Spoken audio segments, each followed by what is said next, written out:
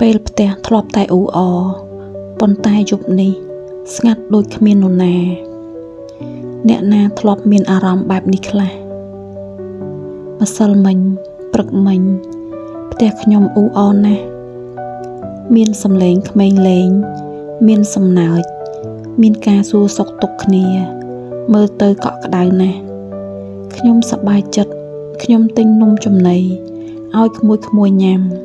និងធ្វើម្ហូប2-3មុខដោយក្តីរីករាយនិងគ្មានការនឿយហត់ថែមទាំងមិនខ្វល់ពីការចំណាយទេតែពេលនេះពួកគេត្រឡប់ទៅស្រុកវិញអស់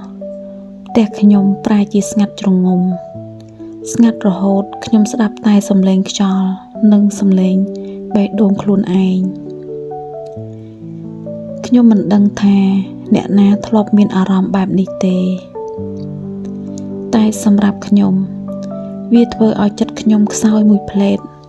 គិតថាហេតុអីខ្ញុំមករស់នៅឆ្ងាយពីឪពុកម្ដាយបងប្អូនតែម្នាក់ឯងអញ្ចឹងខ្ញុំឯកោពេលគិតដល់រឿងនឹងហើយគិតទៀតថានេះត្រឹមខ្លួនឯងរស់នៅភ្នំពេញឪពុកម្ដាយបងប្អូននៅខេត្តទទួលអារម្មណ៍បែបនេះហើយចោះទម្រាំ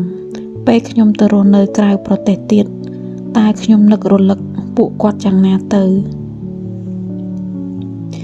តែបន្ទាប់ពីខ្ញុំអង្គុយស្ងៀមមួយភ្លែត